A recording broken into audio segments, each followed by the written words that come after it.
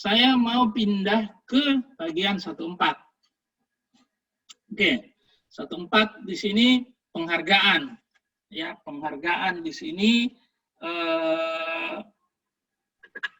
sebenarnya rumus umumnya penghargaan di sini adalah sebuah pencapaian yang tidak semua orang mendapatkannya. Itu. Sebentar nanti saya jelaskan. Di sini ada contoh, misalnya Duta Pariwisata Internasional, misalnya Itoshima. Oke, gitu. Ini sebuah prestasi dan silakan diklaim. Ada yang bertanya, kalau prestasi olahraga bisa masuk tidak? Kalau saya sih saya masukkan saja, dimasukkan saja. Walaupun sebenarnya tidak terkait dengan keinsinyuran, tapi sebenarnya yang mau dilihat di situ adalah nilai-nilainya sebenarnya, bukan apakah dia keinsinyuran atau tidak, tapi nilai-nilai fighting spirit, bahwa dia bersaing kemudian mendapatkan penghargaan, itu yang mau dilihat sebenarnya. Ya. Nah, dimasukkan saja misalnya ini contoh yang bagus, misalnya siapa yang memberikan. Saya kira isiannya enggak susah ya. Nah, cuman mungkin di sini nanti apakah dia tingkat pemuda atau pemula, tingkat dia tingkat utama, karena biasanya penghargaan tidak mengikuti indeksasi ini, ya silakan dipilih saja gitu. Kalau Pak Rafid di sini menganggap Duta Pariwisata Internasional itu tingkat utama, ya sah-sah saja, tidak ada masalah. Saya kalau memeriksa ini ya saya iakan saja, biasanya seperti itu ya. Nah, yang sering salah di sini, ada yang banyak yang memasukkan contoh Bapak Ibu ikut kegiatan seminar misalnya, ya Bapak Ibu mengikuti seminar atau workshop misalnya, kemudian atau FGD gitu misalnya, kemudian diberikan sertifikat, kemudian tertulis di situ diberikan sertifikat sebagai penghargaan atas keikutsertaan dalam seminar. Nah, itu tidak masuk di sini. Ya, jadi bukan itu yang dimasukkan di sini misalnya. Ya, jadi mohon diperhatikan baik-baik. Kalau Bapak Ibu baca file file Excel dari yang sudah dibagikan, kalau Bapak Ibu lihat, kalau Bapak, saya ke Excelnya sebentar, ya. Kalau Bapak Ibu lihat di sini, ini semua yang penghargaan, contoh-contoh ya, contoh-contoh penghargaan yang Bapak Ibu bisa bisa klaim. Jadi Pak Rafid kalau dapat beasiswa S2 dulu ke Jepang, ya beasiswa itu sebagai penghargaan, bisa juga ditulis gitu. Jadi beasiswa, misalnya ikut presenter terbaik, alumni terbaik, pemakaran terbaik misalnya, atau pekerja terbaik bulan ini gitu, atau pekerja manajer terbaik tahun 2019 misalnya, seperti itu gitu. Satya Lencana ya, kalau PNS ya Satya Lencana gitu. Tapi diberikan kenaikan pangkat reguler, kenaikan pangkat fungsional, itu bukan tanda penghargaan yang bisa ditulis di file di sini ya. Jadi itu anunya, kategorinya ya. Jadi Bapak Ibu silakan kembali ke Excel-nya, melihat oh ini kira-kira bisa masuk atau tidak. Masuk atau tidak ya. Nah, saya kembali ke file lagi. Ya, silakan. Silakan. Kalau peserta terbaik dalam suatu pelatihan, apa termasuk penghargaan peserta terbaik? Termasuk Pak, termasuk. Peserta terbaik, karena kan di dalam pelatihan itu tidak semua terbaik, maka dia masuk kategorinya. Ya, maka dia masuk. Nah, jangan lupa dokumen pendukung kalau ada, tapi yang paling penting adalah klaim kompetensi. Di sini Bapak Ibu lihat Pak Rafid sudah memilih dengan sangat baik. Baik maksud saya belum tentu benar, tapi yang baiknya di sini adalah karena terlihat bahwa dia membaca semua klaim kompetensi ini baru memilih. Jadi tidak sekedar dipilih saja semua, diklik semua kelihatan, oh ini dipilih semua atau gimana itu. Jadi mohon dibaca keterkaitan antara dia diberikan tanda penghargaan dengan apa di sini menghayati, menempatkan tanggung jawab, bertingkat bertindak dengan menjunjung tinggi kehormatan, gitu kan. Nah, coba lihat, Pak Rafiq tidak memilih menyadari bahwa saling ketergantungan dan keanekaragaman ekosistem adalah dasar bagi kelangsungan hidup manusia. Tidak ada hubungannya sama sekali dengan penghargaan yang diterima di sini kan, sebagai duta pariwisata, maka dia tidak memilih itu sebenarnya, dan itu sudah pilihan yang baik. Saya kira itu contoh yang baik ya, bagaimana sudah dipilih klaim kompetensinya. Bapak Ibu mohon diperhatikan, klaim kompetensi ini yang menentukan Bapak Ibu bisa dapat IPP, bisa dapat IPM, atau bisa dapat IPU. Karena setiap klik ini maka akan memberikan poin. Poin apa? Poin W1. Karena di sini yang berpengaruh adalah W1 dan di sini adalah yang dipilih adalah W1. Kalau saya tambah lagi di sini, maka bertambah lagi nanti poinnya Pak Rafid. Ya. Kalau saya tambah lagi di sini, bertambah lagi gitu. Kalau saya kurangi, maka dia akan berkurang. Saya kembali save and continue. Jangan lupa setelah menambah atau mengurangi, sudah setuju, diklik ini save and continue. Jangan lupa ini Bapak, karena tidak akan tersimpan ini kalau tidak di save and continue. Sama juga tadi di bagian bagian organisasi. Tadi mohon maaf, ada saya lihat nyempil di pertanyaan di chat. Ada Bapak yang dari Satuan Ketentaraan gitu, berkarya di lingkungan tentara, bagaimana mengisi organisasi. Saya kira di organisasi militer juga punya bentuk organisasi, nanti kita bisa diskusikan Pak, bentuknya tetap bisa diisikan ya, Pak Agus. Saya kira tidak ada masalah. Kalau ada organisasinya, saya kurang tahu. Kalau korprinya di PNS, di tentara itu apa ya? Saya kurang tahu. Nanti kita bisa diskusikan Pak Agus. Nah, untuk ke 14 ada pertanyaan? Tanya Pak Ilham. Tanya Pak. Pak Roni, silakan. Makasih Pak Ilham. Untuk penilaian kinerja di perusahaan, kebetulan di tempat kami kinerja dinilai per semester Pak, dan kebetulan saya mendapatkan penilaian kinerja khusus. Jadi 6 bulan saya naik peringkat atau naik pangkat. Apakah itu bisa dimasukkan Pak? Bisa sekali Pak. Ya, makasih Pak Ilham. Ya. Yang lain? Saya tanya Pak. Ya. Halo. Silakan. Ibu Sukma ya? Ya. Iya, iya. Itu kemarin Saya mau tanya, misalnya kalau orang tua atau nomor HP. ini siapa yang tanya? Silakan. Iya. Kalau untuk penghargaan semacam kelulus kumulat itu termasuk nggak Pak? Masukkan saja. Masukkan saja. Ya. Makasih Pak. Ya. Izin Pak. Kami Suarya, silakan. Kalau semacam tugas belajar, apakah itu masuk klaim untuk penghargaan? Kalau dapat beasiswa, dapat masuk klaim penghargaan, Pak. Terus kalau di ASN kan ada kayak semacam pendidikan dan pelatihan khusus.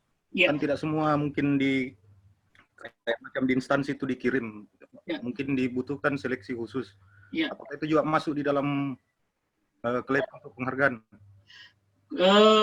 Kalau Bapak menuliskannya dengan benar bisa. Maksud saya begini, mendapat penghargaan untuk mengikuti pendidikan apa gitu. Nah itu bisa gitu. Tapi kalau Bapak tulis saja mengikuti pendidikan, maka dia hanya masuk di workshop nantinya di 15 kalau tidak salah. Tapi kalau Bapak tulis dia mendapatkan penghargaan untuk mengikuti kegiatan ini, insya Allah dia bisa dinilai sebagai penghargaan gitu. Karena Bapak sudah tulis di depannya mendapatkan penghargaan.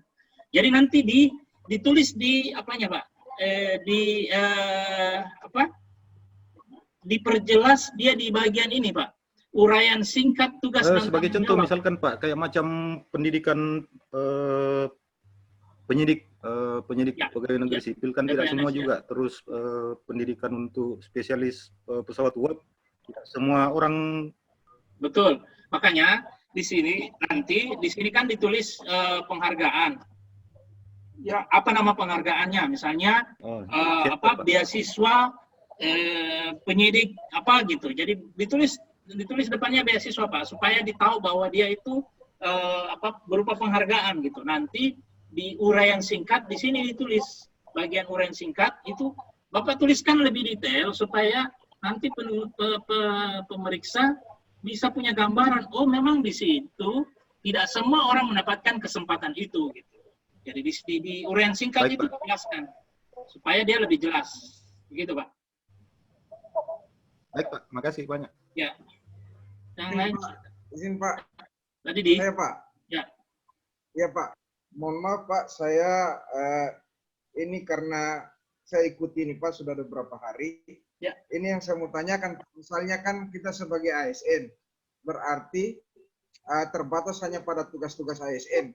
Tetapi kadangkala kita ada pekerjaan paruh waktu di luar sebagai ASN, misalnya sebagai membantu di kontraktor atau di konsultan. Nah, tetapi itu ada surat tugas Pak, apa boleh dimasukkan? Boleh, Yang Pak. pertama, yang kedua, boleh Pak? Oh ya, makasih. Boleh. Pak. Tidak ada tugas. Kemudian yang kedua Tidak, Pak, mohon Pak. Tidak ada surat tugas pun, kalau ada buktinya bahwa Bapak mengerjakan itu, ya silakan diklaim. Tidak ada masalah. siap Pak, siap. Kemudian yang kedua Pak, ini yang menarik, apabila misalnya, artinya karena pekerjaan kami ini sudah cukup lama, kurang lebih 18 tahun, ada beberapa kali kami digunakan, diminta sebagai saksi ahli atau tim ahli dalam kasus-kasus, misalnya pengungkapan kasus-kasus korupsi Pak, oleh penyidik. Apakah itu boleh dimasukkan juga Pak? Masuk, Pak. Itu masuk di dalam kualifikasi profesional bagian 3. Oh, siap, siap. Coba Bapak kembali ke Saya kira Excel. itu saja Pak. Ya. Coba Bapak kembali. Nanti kalau kita sampai ke bagian itu, saya jelaskan, Pak. Tapi itu masuk. Jadi saksi ahli itu Siap Pak. itu termasuk salah satu klaim yang paling bagus di dalam kegiatan keinsinyuran. Siap, siap Pak, siap. Oke, silakan Makasih yang Pak, lain. itu saja Pak yang saya... Ya. Oke. Silakan, ada yang lain. Kalau tidak ada, saya pindah. Pak Ilham? Ya, Pak Asnur. Siapa dulu? Pak Asnur dulu. Untuk bukti mengerjakan proyek itu apakah harus dari dinas, misalnya dinas yang memberikan tugas, atau bisa dari perusahaan tempat kita bekerja? Bukti itu dari mana saja, Pak? Kalau Bapak tidak punya bukti dari pemberi tugas dan dari instansi, bukti pribadi Bapak berupa foto itu bisa dijadikan bukti. Bukti itu tidak harus SK, tidak harus ada materinya, tidak harus ada tanda tangannya gitu. Bukti itu ya ada dokumen, ada foto atau ada apapun, blueprint, kemudian ada nama Bapak di situ misalnya, cetak biru ada nama Bapak, itu bukti gitu. Jadi tidak harus ada surat tugasnya, Pak. Baik, Pak Jati, silakan. Ya, Ilham, ya, mengenai yang tadi penghargaan terhadap karyawan, apakah kita bisa klaimnya multiple, misalkan tiap 6 bulan, karena tiap 6 bulan itu dapat terus gitu, seperti apa gitu. Dan yang kedua, apakah kita misalkan ada conference, regional conference, atau global conference di luar, itu bisa dimasukkan juga ke penghargaan atau enggak?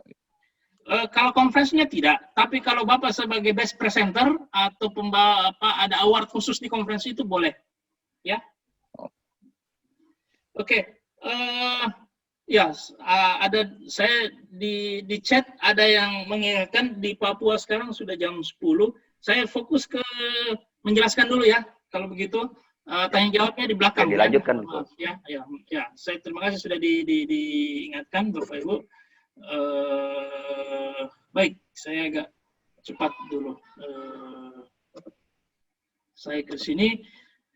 Oke, sekarang sudah 15. 14 sudah tadi, 15 pendidikan pelatihan. Di sini semua yang namanya pendidikan, semua namanya pelatihan, semua yang namanya workshop, semua yang namanya BIMTEK, kalau Bapak Ibu sebagai peserta masuk di sini. Sebagai peserta ya, bukan sebagai pembawa materi, sebagai peserta. Ya, Bapak Ibu sebagai peserta diklat, kursus, workshop, BIMTEK, TOT, apapun namanya yang Bapak Ibu diajarin ceritanya, atau diberikan materi, atau diberikan pemahaman, itu masuk ke di sini, pendidikan dan pelatihan.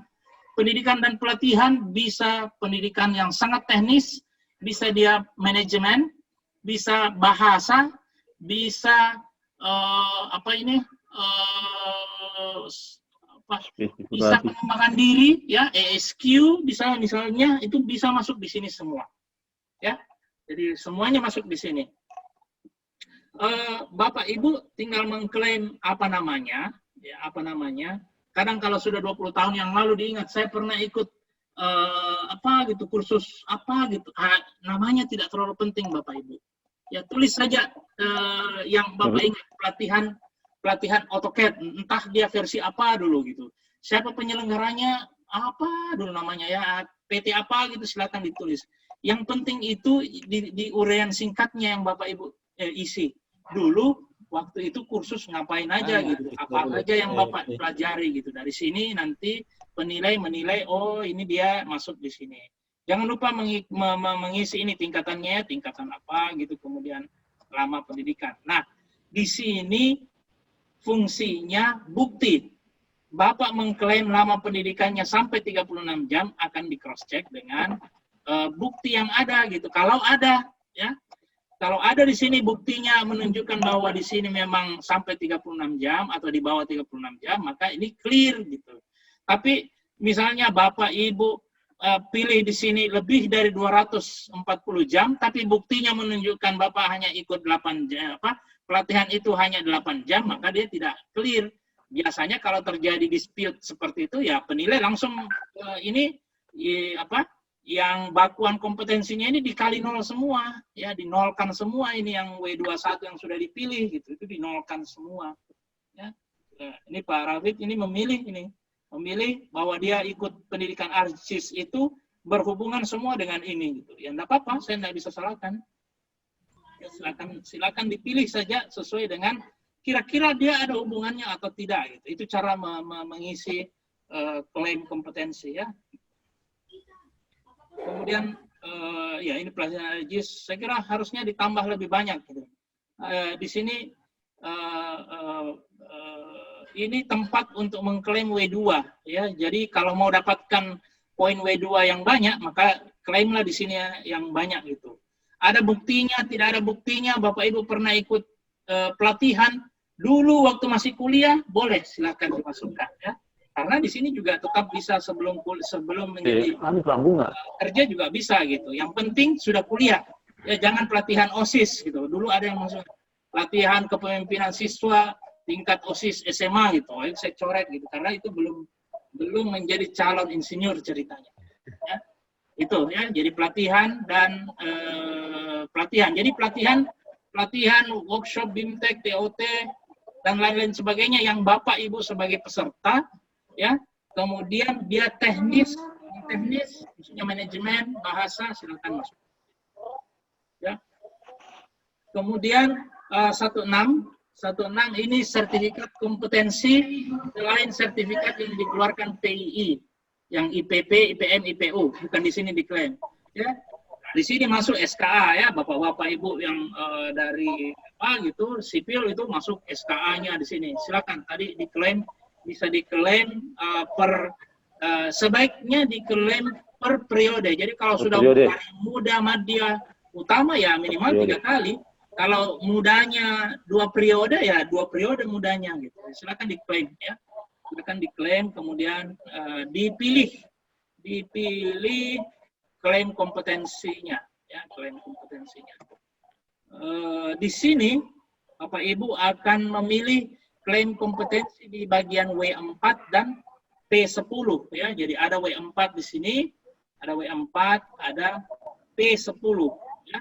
Bapak Ibu jangan lupa selain klaim kompetensi wajib W, Bapak Ibu juga butuh klaim kompetensi pilihan ya. Jadi di sini salah satu tempat adanya Bapak Ibu bisa mengklaim pilihan. Tolong dipilih yang sesuai saja, relevan saja. Ya. Pak Ilham. Ya. Itu yang kecil tuh. Izin, Pak. Gimana Pak? Untuk Cepat. kompetensi Kakaknya si Luhut itu. Halo Pak. Siapa yang bertanya? Pak Senal ya? Iya Pak, iya Pak. Silakan. Untuk sertifikat keahlian Pak, untuk diuraian singkatnya itu kita isi apa Pak? Untuk sertifikat keahlian Pak? Uraian singkat sebenarnya kan kalau SKA sudah ada gitu kan, ya diuraikan singkat saja. Di situ sertifikat keahlian apa gitu, diulang saja sebenarnya. Kalau SKA kan sudah jelas. Kadang ada keahlian yang tidak umum, ya silakan dijelaskan yang seperti itu gitu. Ya, kalau itu jelas. Tidak umum. Siap. Ya. Yang lain Pak, cepat ya. Terima kasih Pak. Kembali. Kalau di SKT Pak, Apa itu? SKT, Apa itu Pak? SKT, tenaga terampil. Bisa Pak, bisa. Masukkan saja. Bukan begini. Ya. Izin Pak. Ya, silakan Pak. Izin Pak. Ya, silakan cepat Pak ya. Dua. Kalau untuk I5 dan I6, kalau misalkan dia diklatnya berkaitan dengan untuk isian I6, apa tidak masalah? Tidak masalah double claim. Jadi untuk mendapatkan SKA, Bapak ikut workshop misalnya dulu, ya ditulis dulu workshop apa-apa bla bla bla bla bla. Kemudian nanti ditulis di 16 SKA-nya, tidak apa-apa. Memang harus begitu Pak. Makasih Pak. Ya, jadi biasanya setiap sertifikat keahlian kan ada kursusnya dulu. Nah, kursusnya ditulis dulu di 15, kemudian hasilnya sertifikat keahliannya ditulis di 16. Oke? Saya kira clear Pak ya. Izin Pak, kalau di kami contoh izin lagi Pak. Silakan Pak. Kalau di kami kan biasa untuk di 15 isiannya dibuktikan dengan macam STTPL. Terus nanti di 16-nya ada SK, semacam SK Menteri. Apa bisa seperti itu? Tidak perlu Pak. SKA-nya saja. Kalau di 16 itu SKA-nya saja dilampirkan. Tidak usah SK Menterinya. Tapi kalau mau dilampirkan juga ya digabung kemudian di-upload. Baik, makasih Pak. Tanya Pak. Untuk masyarakat, silakan. Iya, Pak, itu kan yang untuk pelatihan itu kan tadi ada jam-jamnya ya, Pak. Ya. Nah, kalau di kami itu kan asosiasi kami itu memang ada jamnya. Maksudnya satu tingkatan itu 1 hari full, cuman di sertifikatnya tidak menunjukkan itu berapa jam.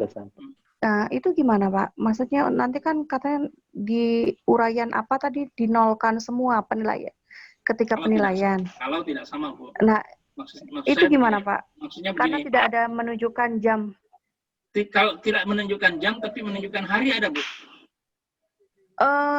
Tidak ada langsung. Biasanya Mungkin kalau jadwal mungkin sertifikat ada itu, ya. Biasanya sertifikat itu kan ada pelaksanaannya dari hari sekian sampai hari ini tanggal segini.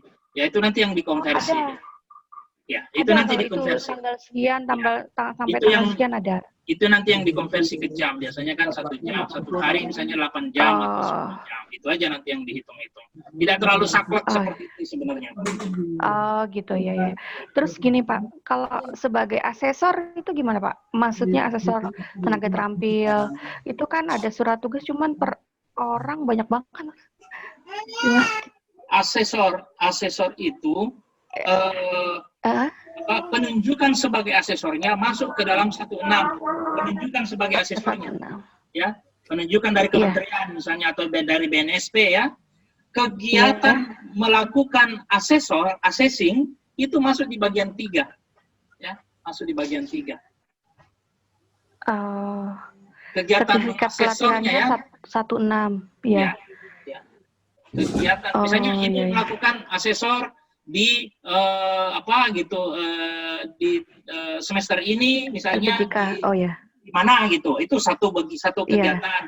Kemudian 2 minggu kemudian melakukan apa ya diklaim lagi gitu di bagian 3 nantinya. Oh, ya ya Pak, ya. Ya udah Pak, makasih. Ya, nggak ada lagi ya. Kita pindah Sedikit, Itu di Pak. Bisa, Pak. ada itu Pak. Sedikit, Pak. Ada penataran P4 bisa masuk ya? penataran P4 ketika kuliah bisa masuk. Oke. Masuk Kasih Pak. masuk di mana itu Pak? Masuk di Bisa 15. sedikit, Pak.